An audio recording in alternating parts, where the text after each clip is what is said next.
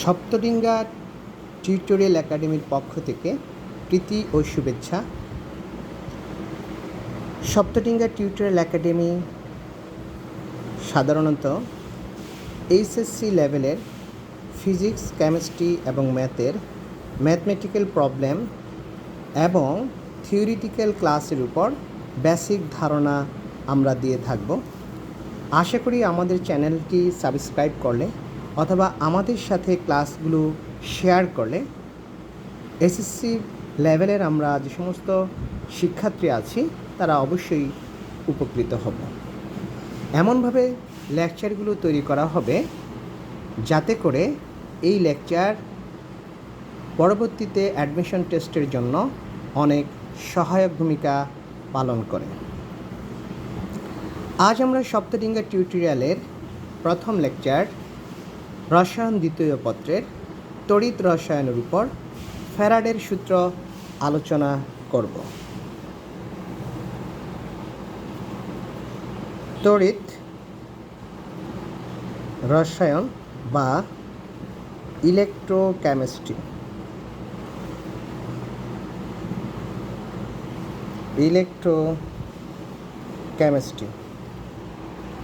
বিশাল বড় একটি চ্যাপ্টার এটি। আমরা এই চ্যাপ্টারটিকে পর্যায়ক্রমে বিভিন্ন সেশনে আমরা আলোচনা করব। আজকের আলোচ্য বিষয় আমাদের ফ্যারাডের সূত্র। ফ্যারাডের দুইটি সূত্র আছে, একটি হচ্ছে ফ্যারাডের প্রথম সূত্র, আরেকটি হচ্ছে ফ্যারাডের দ্বিতীয় সূত্র। ফ্যারাডের প্রথম সূত্র কি বলা আছে? ফ্যারাডের প্রথম সূত্রে বলা আছে যে কোনো তড়িৎ দ্বারে যে কোনো তড়িৎ কোষের একটি নির্দিষ্ট তড়িৎ দ্বারে সঞ্চিত পদার্থের পরিমাণ কিংবা বিমুক্ত গ্যাসের পরিমাণ প্রবাহিত আদানের সমানুপাতিক হবে। অর্থাৎ একটা তড়িৎ ধারে যতটুকু আমি আদান প্রদান করব, এই আদানের পরিমাণ যত বেশি হবে, তড়িৎ ধারে সঞ্চিত পদার্থের পরিমাণ ঠিক তত বেশি হবে। এটা বোঝার জন্য যদি আমরা একটা সার্কিট অ্যানালাইসিস করি, একটা তড়িৎ কোষ নিয়ে যদি আমরা একটু দেখি যে কী ঘটনা ঘটে এখানে। এই একটি তড়িৎদ্বার, এই তড়িৎদ্বারের মধ্যে একটা তড়িৎ কোষের মধ্যে দুটি তড়িৎদ্বার দেওয়া আছে। এটা অ্যানোড, আমি যদি এটা ক্যাথোড হিসেবে রাখি এবং এটার মধ্য দিয়ে যদি আমি একটা বিদ্যুৎ পাস করাইয়া দিই, যেমন সেটা প্লাস মাইনাস আকারে বা একটা ভোল্ট মিটার যদি আমি যোগ করে দিই, তাহলে ধরা যাক এই তড়িৎ কোষে জিঙ্ক সালফেটের একটি লবণ দ্রবীভূত অবস্থায় আছে। যখন বিদ্যুৎ পাস করা হবে, যেমন এটা যদি পজিটিভ প্রান্ত হয়, এটা যদি নেগেটিভ প্রান্ত হয়, এবং এই তড়িৎ কোষে যদি কিউ পরিমাণ বিদ্যুৎ প্রবাহিত করা হয়, তাহলে আমার যেই চার্জ এখানে জমা হলো, দ্যাট ইজ জিঙ্ক সালফেটটা আয়নিত হয়ে যাবে। সলিড অবস্থায় যখন এটা অ্যাকুয়াস করা হলো, সেখান থেকে আমরা পাবো zinc die positive plus sulphate 2 minus die negative এবং অ্যাকুয়াস সলিউশন। যেমন এটাকে আমি ধনাত্মক প্রান্তের সাথে যুক্ত করেছি, সুতরাং এটা হচ্ছে ধনাত্মক প্রান্ত, এটা হচ্ছে ঋণাত্মক প্রান্ত। তো দেখা যাবে আমার কোষের মধ্যে যে জিঙ্ক সালফেট, এর মধ্যে দুইটা আয়ন আছে, একটা জিঙ্ক ডাই পজিটিভ, একটা হচ্ছে সালফেট ডাই নেগেটিভ। এই দুটো আয়নের মধ্যে জিঙ্ক সালফেটটি অবশ্যই অটোমেটিকলি নেগেটিভ প্রান্তের দিকে চলে যাবে, আর সালফেট আয়নটি পজিটিভ প্রান্তের দিকে চলে যাবে। এবং জিঙ্ক সালফেটটি এখান থেকে জিঙ্ক সালফেট অর্থাৎ এখানে ঋণাত্মক তড়িৎদ্বার থেকে সে ইলেকট্রন গ্রহণ করে নিজে জিঙ্ক ধাতুতে পরিণত হবে এবং এখানে এসে এই জিঙ্ক ধাতুগুলো আস্তে আস্তে এখানে জমা হবে। ধরে নিলাম এই জিঙ্ক পদার্থের পরিমাণটা হচ্ছে আমার এখানে ডব্লিউ গ্রাম। ধরে নিলাম সেটা জিঙ্কের একটা মৌল, সেটা ডব্লিউ পরিমাণ গ্রামে এখানে এই ঋণাত্মক তড়িৎধারে এসে জমা হলো। ফ্যারাডের প্রথম সূত্র বলছে যে এই যে সঞ্চিত পদার্থের পরিমাণ গ্রামের প্রকাশিত, সেটা পরিমাণটা হবে তার চার্জের সমানুপাতিক, অর্থাৎ W is proportional to Q. যদি আমরা ডব্লিউ প্রপোর্শনাল টু কিউ এইটাকে সমতা করতে চাই, তাহলে এখানে একটা সমানুপাতিক ধ্রুবক দ্বারা গুণ করতে হবে। সেই সমানুপাতিক ধ্রুবকটা হচ্ছে এখানে জ্যাড। এই জ্যাডের একটা পরিচয় আছে, এই জ্যাডকে বলা হয় তড়িৎ রাসায়নিক তুল্যাঙ্ক। তড়িৎ রাসায়নিক তুল্যাঙ্ক। এই তড়িৎ রাসায়নিক তুল্যাঙ্ককে আবার লেখা যায়, দ্যাট মিন্স E/96500। আমরা জানতে চাচ্ছি এখানে জ্যাড অবশ্যই তড়িৎ রাসায়নিক তুল্যাঙ্ক। ই এর পরিচয়টা কি? ইটা হলো এখানে আমার ই এর পরিচয় হচ্ছে তুল্য ভর। ই এর পরিচয়টা হচ্ছে এখানে তুল্য ভর। আমরা অবশ্যই কেমিস্ট্রিতে তুল্য ভরের বেসিকটা জানি যে তুল্য ভরটা কী জিনিস। তুল্য ভর হচ্ছে যে কোনো মৌলের আণবিক বা অণুর আণবিক এবং পরমাণুর পারমাণবিক ভরকে যদি তার তুল্য সংখ্যা দ্বারা ভাগ করা হয়। তুল্য সংখ্যা এখানে আমি ই দ্বারা প্রকাশ করেছি, বাট অ্যাকচুয়ালি তুল্য সংখ্যাকে আমরা প্রকাশ করি NF দ্বারা। NF এর মিনিং হচ্ছে n ফ্যাক্টর, অর্থাৎ তুল্য সংখ্যা। তো এই তুল্য সংখ্যার ক্লাস আমাদের ফার্স্ট ইয়ারের একটা সেশনে আমরা নিয়েছি। তুল্য সংখ্যার বেসিকটা আমাদের অবশ্যই সেখান থেকে ডেভেলপ করতে হবে। এক একটি যৌগের তুল্য সংখ্যা এক একভাবে আমরা নির্ধারণ করি। সাধারণত যেমন অ্যাসিডের তুল্য সংখ্যা হচ্ছে তার প্রতিস্থাপনীয় হাইড্রোজেনের সংখ্যাই হচ্ছে ওই অ্যাসিডের তুল্য সংখ্যা। ক্ষারের তুল্য সংখ্যা হচ্ছে এখানে এই ক্ষারের মধ্যে প্রতিস্থাপনীয় হাইড্রোক্সিল আয়নের সংখ্যা হচ্ছে ক্ষারের তুল্য সংখ্যা। ধাতুর তুল্য সংখ্যা হচ্ছে তার যোজনী। এইভাবে আমরা প্রত্যেকটা যৌগের বা মৌলের তুল্য সংখ্যা নির্ধারণ করেছি। তো এখানে তুল্য সংখ্যা বের করার জন্য আমরা পর্যায়ক্রমে ভিডিওগুলোতে আমরা দেওয়া হবে, সেগুলো আমরা দেখে নিব। এখানে তাহলে দেখতে পাচ্ছি ফ্যারাডের প্রথম সূত্রকে আমরা এইভাবে লিখতে পারি, ডব্লিউ সমান জ্যাডের পরিবর্তে আমি লিখতে পারি E/96500 ইন্টু কিউ। 96500 কেন? কারণ আমরা জানি 1 ফ্যারাডে হচ্ছে ইকুয়াল টু 96500 কুলম। তাহলে আমরা যদি ডব্লিউ অফ গ্রাম এই সূত্রটাকে এইভাবে লিখি E/96500। ই এর আবার পরিচয় আমরা জানি M/n factor into Q divided by 96500। এটাকেও লেখা যায় এইভাবে। দেন ডব্লিউ অফ জি এই অংশটাকে আবার আমরা তাহলে লিখতে পারবো, দ্যাট ইজ M/nf ইন্টু 96500। 96500 এই অংশ এইভাবে লেখা যাচ্ছে।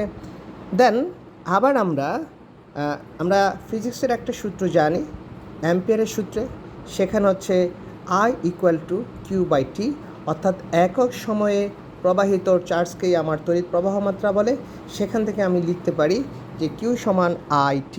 দেন ডব্লিউ of gram that means equal to m, কিউর জায়গায় লিখতে পারি IT divided by NF into হচ্ছে 96500।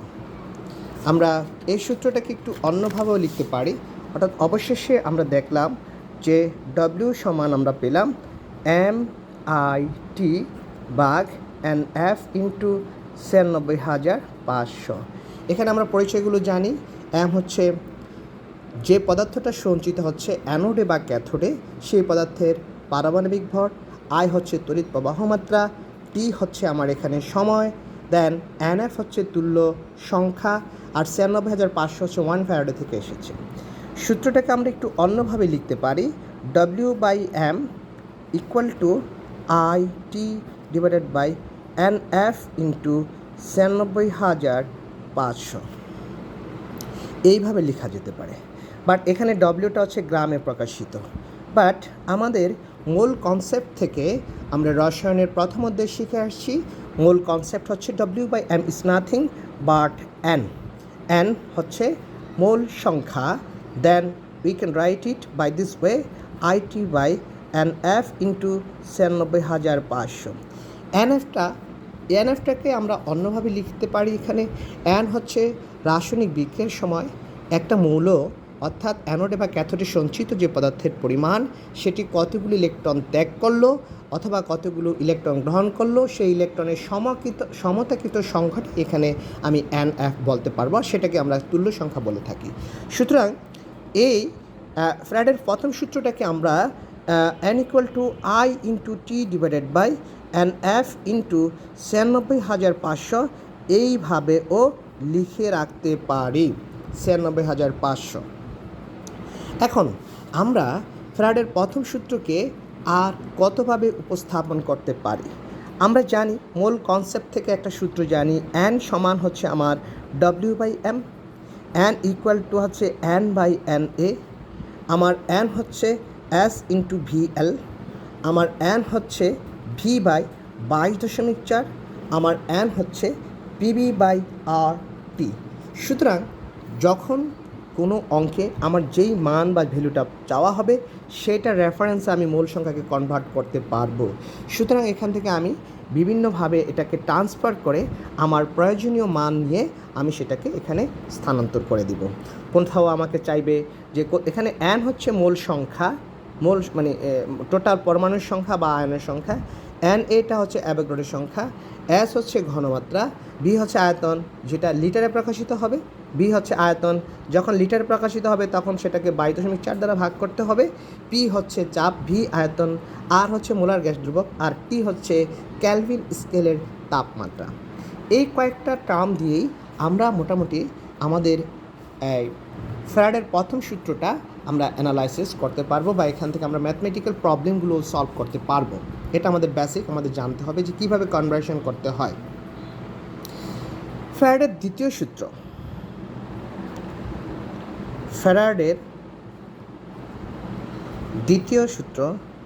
ফ্যারাডের দ্বিতীয় সূত্রটা বলা আছে যে 2 বা ততোধিক তড়িৎ কোষে যদি একই মাত্রার তড়িৎ প্রবাহিত করা হয় তাহলে প্রতিটি তড়িৎ কোষের তড়িৎধারে সঞ্চিত পদার্থের পরিমাণ বা বিমুক্ত গ্যাসের পরিমাণের গ্রাম তুল্য ভর বা গ্রাম, যেটাকে আমরা বলি মাস, ইকুইভ্যালেন্ট মাস, এই প্রত্যেকটা মৌলেরই গ্রাম তুল্য ভরের সংখ্যা সমান হইবে। যদি আমরা একটু এটাকে একটু ডিটেলস বুঝতে চাই তাহলে ধরে নেই যেমন এখানে একটা তড়িৎধার আছে, এখানে একটা তড়িৎধার আছে, এখানে একটা তড়িৎধার আছে, 3টি তড়িৎধার এখানে নেওয়া হলো।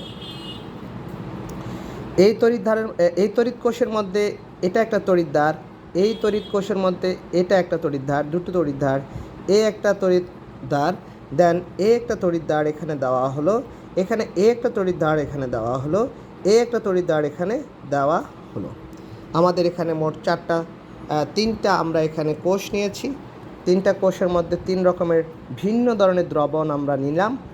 লেটাস সাপোজ প্রথমটাতে আমি জিঙ্ক সালফেটের একটা আয়ন নিলাম, জিঙ্ক সালফেটের একটা দ্রবণ নিলাম।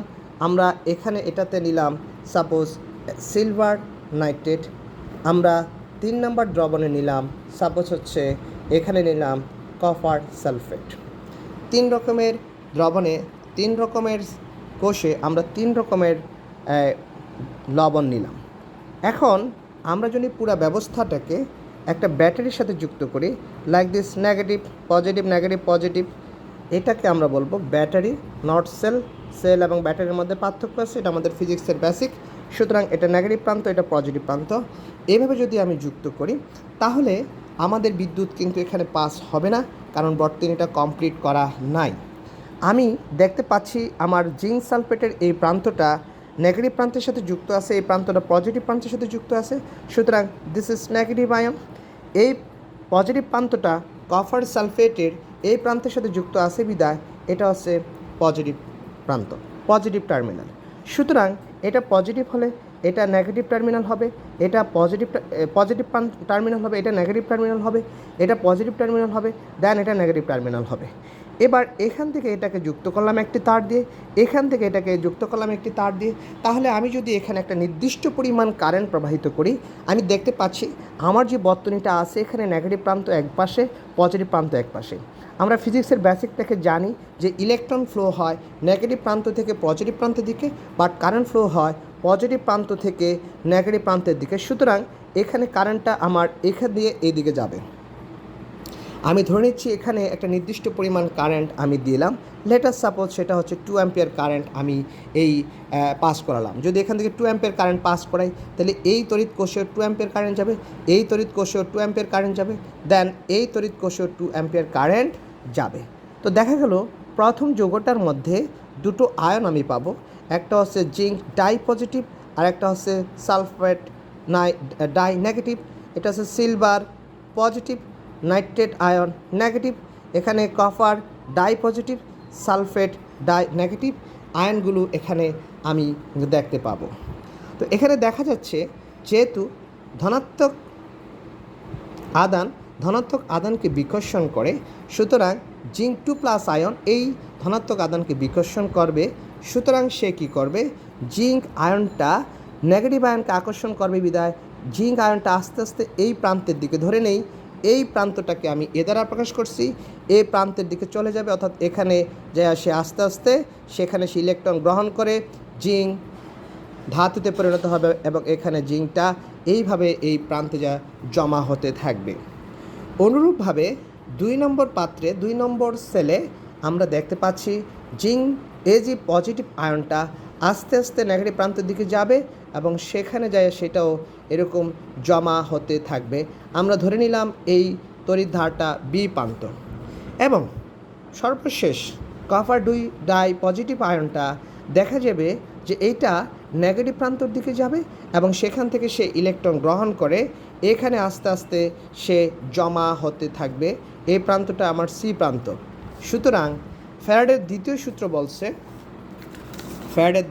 বলছে এ প্রান্তের সঞ্চিত পদার্থের তুল্য ভর বি প্রান্তের সঞ্চিত পদার্থের তুল্য ভর এবং সি পাত্রের সঞ্চিত পদার্থের তুল্য ভরের সমান হবে। অর্থাৎ আমরা ইচ্ছা করলে সূত্রটাকে এইভাবে লিখতে পারি, অর্থাৎ ইকুইভ্যালেন্ট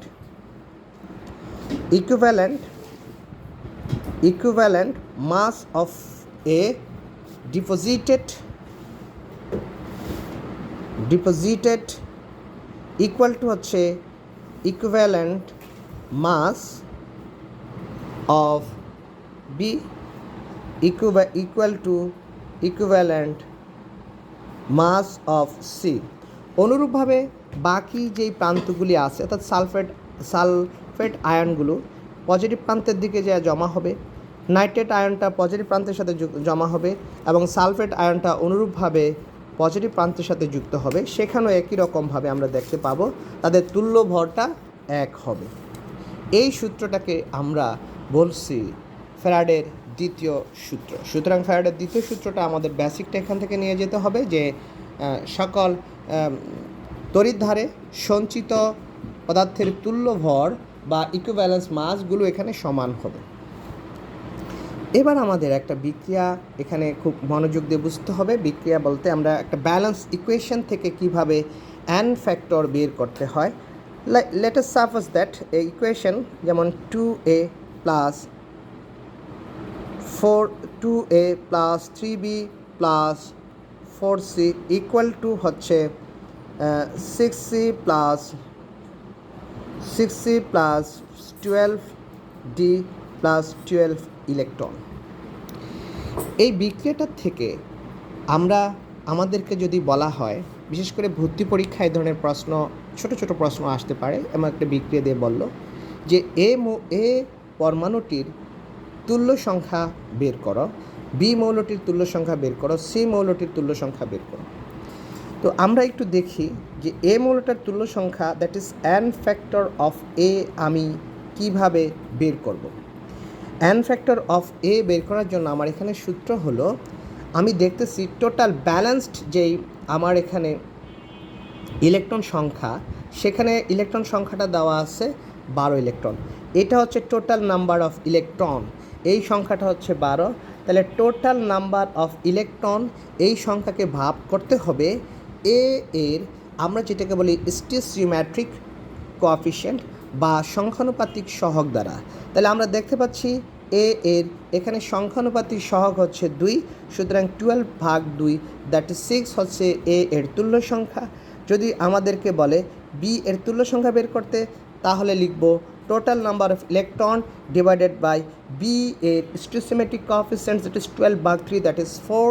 আমাদেরকে যদি বলে এন এর তুল্য সংখ্যা বের করতে, that is will be 12 divided by 4 that's equal to 3। যদি বলে আমাদেরকে এটা হবে ডি, এটা হবে ই। আমাদেরকে যদি বলে ডি এর তুল্য সংখ্যা বের করো, তাহলে সেক্ষেত্রে আমাদের হবে total number of electron 12 divided by 6 that equal to 2।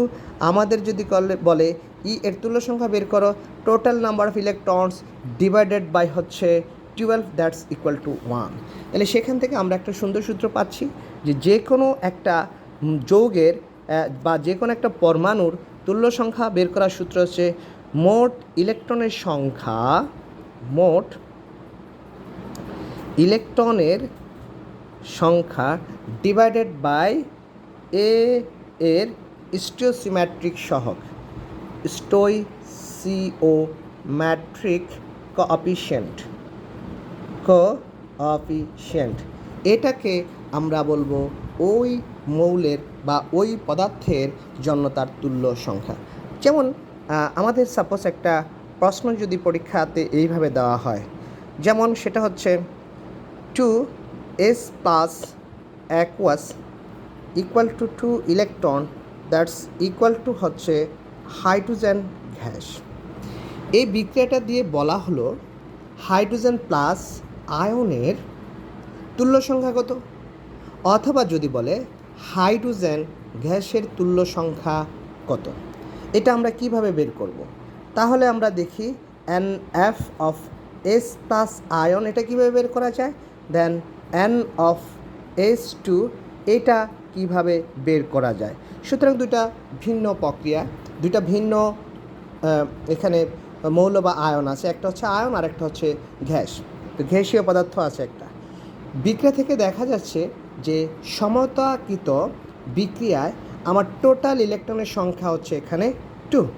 তাহলে 2 ডিভাইডেড বাই এস প্লাস আয়নের হচ্ছে স্টিচিওমেট্রিক কোএফিসিয়েন্ট দ্যাট ইজ 2, ভাগ করলে যেটা হচ্ছে সেইটা হলো 1। এই 1 হচ্ছে এস প্লাস আয়নের তুল্য সংখ্যা। দেন হাইড্রোজেন গ্যাসের তুল্য সংখ্যা হচ্ছে total number of electron divided by হচ্ছে হাইড্রোজেন গ্যাসের এখানে স্টিচিওমেট্রিক কোএফিসিয়েন্ট দ্যাটস অলসো 1। তাহলে 2 ডিভাইডেড বাই 1 দ্যাট ইজ 2। সুতরাং দেখা গেল একই বিক্রিয়ার মধ্যে একটি জায়গায় এস প্লাস আয়নের তুল্য সংখ্যা 1, কিন্তু S2 গ্যাসের তুল্য সংখ্যা হচ্ছে এখানে 2। এখানে আমাদের আরেকটা জিনিসও বুঝতে হবে, আমরা যেহেতু আমরা এই অধ্যায়ে নার্নস্টের একটা সমীকরণ আছে অনেক গুরুত্বপূর্ণ, এবং এই নার্নস্টের সমীকরণ থেকে অনেক প্রবলেম আসে, অনেক ক্রিটিক্যাল প্রবলেমও দিয়ে দেওয়া হয়। এই কারণে আমরা নার্নস্টের সমীকরণ থেকে যখন সমীকরণে যখন অ্যাপ্লাই করি, তখন থেকে দেখা যাচ্ছে যে সেখান থেকে কিউসি রিঅ্যাকশন কোয়েফিসিয়েন্টটা বের করতে হয়। এই রিঅ্যাকশন কোয়েফিসিয়েন্টটা বের করার জন্য আমরা এই বিক্রিয়াটা থেকে দেখি যে এখান থেকে কিভাবে আমি কিউসি বের করতে পারি। এটাও আমার একটা শিক্ষণীয় ব্যাপার, এটা আমরা পরবর্তীতে এখান থেকে আমরা অ্যাপ্লাই করতে পারবো। তাহলে দেখি যে বিক্রিয়াটার জন্য কিউসি কিভাবে ব্যবহার করা যায়। দ্যাট মিন্স বিক্রিয়াটা হচ্ছে 2s প্লাস, দেন এটা অ্যাকুয়াস তার ভৌত অবস্থা অর্থাৎ জলীয় দ্রবণে, দেন 2 ইলেকট্রন সে গেইন করলো, করার পর তার অবস্থান হয়ে গেল হাইড্রোজেন গ্যাস। দেন আমরা যদি এই বিক্রিয়াটার জন্য সমতাকৃত বিক্রিয়ার জন্য যদি আমরা কিউসি বের করি,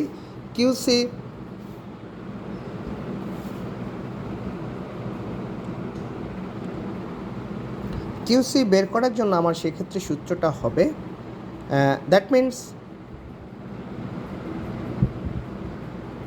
হাইড্রোজেন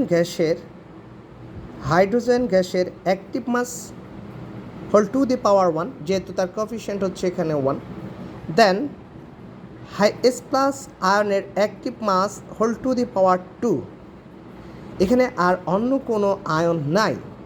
বাট আমরা জানি যে কোনো গ্যাসের অ্যাক্টিভেশন মাস বা সক্রিয় ভর হচ্ছে 1। যে কোনো গ্যাসের ক্ষেত্রে বা যে কোনো লিকুইডের জন্য সেটার অ্যাক্টিভেশন মাস 1, সলিডের অ্যাক্টিভেশন মাস 1। শুধুমাত্র আমরা অ্যাক্টিভেশন মাস কাউন্ট করতে পারি অ্যাকোয়াস সলিউশন দ্রবণের। সুতরাং এক্ষেত্রে এই হাইড্রোজেন গ্যাসের activation mass will be 1, then S plus ion whole square এটা চলে যাবে। দ্যাট মিন্স আমরা এস প্লাস আয়ন উপরে নিয়ে গেলে হোল টু দি পাওয়ার -2। এইভাবে আমরা কিউসি বের করে পরবর্তীতে এই কিউসিগুলো আমাদের নার্নস্টের সমীকরণে বসিয়ে আমরা সেখান থেকে অঙ্ক করতে পারবো। সুতরাং এই জিনিসটা আমাদের এখানে শিখে রাখতে হবে যে কীভাবে, বা অনেক সময় দেখা যাচ্ছে যে আমাদের যেখানে e cell equal to e naught cell minus 0.0591 n then log of qc, এই এনটাই হচ্ছে আমাদের এখানে অ্যান ফ্যাক্টর অথবা সমতাকৃত ইলেকট্রনের সংখ্যা। সুতরাং এই জিনিসটাও আমাদের বের করা শিখতে হবে। কিছু কিছু ক্ষেত্রে বিক্রিয়া থেকে দেখা যায় এই অ্যান ফ্যাক্টরটা বের করাটা একটু জটিল হতে পারে, সমতাকৃত ইলেকট্রনের সংখ্যা থেকে অ্যানের মানটা বের করা।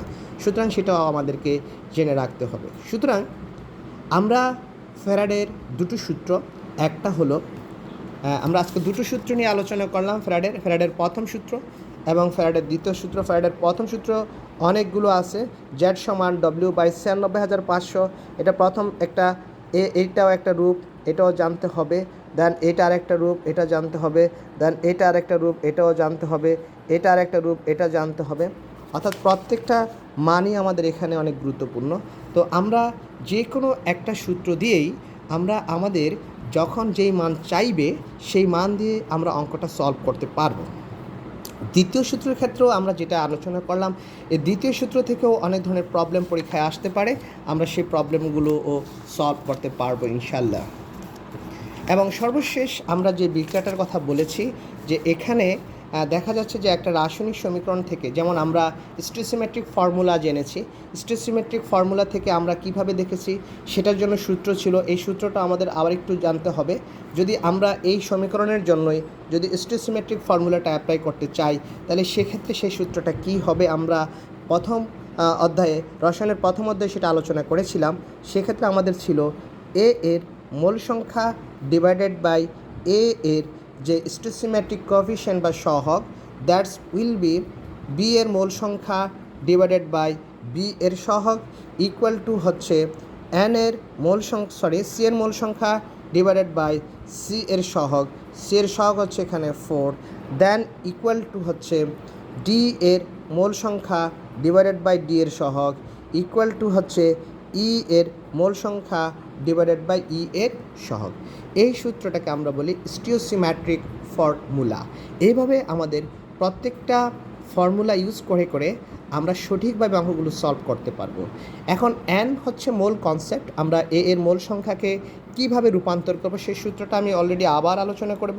সেটা ছিল এন হচ্ছে মূল সংখ্যাকে লেখার জন্য আমরা অনেকগুলো সম্পর্ক জানি, যেটা আমাদের আগের অধ্যায়গুলো থেকে আমরা জানি। এন সমান হচ্ছে W/m, দেন হচ্ছে S ইন্টু VL, যেখানে আয়তনটা লিটারে প্রকাশিত হবে, দ্যাট ইজ V/22.4 হবে। দেন হচ্ছে এখানে N/NA হবে এবং PV/RT হবে। এই যে কোনো একটা সম্পর্ক দিয়ে আমরা ইনশাল্লাহ অঙ্কগুলো সলভ করতে পারবো। ফ্যারাডের সূত্রের বেসিক এতটুকুই আছে। আমরা ফ্যারাডের সূত্র দিয়ে আমরা দেখব। এখানে পরবর্তীতে শিখতে হবে আমাদের, যেমন ইএমএফ, একটা কোষের ইএমএফ কীভাবে নির্ণয় করতে হয় এবং একটা কোষের কোষ বিক্রিয়া কীভাবে লিখতে হয়, কোষ বিক্রিয়া থেকে কোষ সমীকরণ কীভাবে লিখতে হয়, কোষ সমীকরণ থেকে কোষ বিক্রিয়া কীভাবে লিখতে হয়, এগুলো অবশ্যই আমাদের দরকার হবে, যেটা আমরা ড্যানিয়েল সেলে আলোচনা করব। ড্যানিয়েল সেল, গ্যালভানিক সেল, এই গ্যালভানিক সেল এবং আমাদের ড্যানিয়েল সেল, এই দুইটা নিয়ে বিস্তারিত আলোচনা করা হবে। ইলেকট্রোকেমিস্ট্রিতে আসলে আমরা দুইটো কনভার্সনই দেখি, একটা হচ্ছে কেমিক্যাল এনার্জিটাকে ইলেকট্রিক্যাল এনার্জিতে রূপান্তর করা এবং ইলেকট্রিক এনার্জিকে কেমিক্যাল এনার্জিতে রূপান্তর করা। সেক্ষেত্রে আমরা দেখব আমাদের গ্যালভানিক কোষের মধ্যে আমরা কী ধরনের রূপান্তর করি এবং কিভাবে সেখানে আমাদের অ্যানোড বিক্রিয়া, ক্যাথোড বিক্রিয়া ঘটে, কিভাবে আমাদের লবণ সেতু কাজ করে। এই জিনিসগুলো ইনশাল্লাহ আমরা পরবর্তী টপিক্সে ইনশাল্লাহ বিস্তারিতভাবে আলোচনা হবে। সবাইকে দেখার শুভেচ্ছা জানাচ্ছি। এবং সবাইকে দেখার জন্য অগ্রিম শুভেচ্ছা ও অভিনন্দন ও অনুরোধ জ্ঞাপন করছি।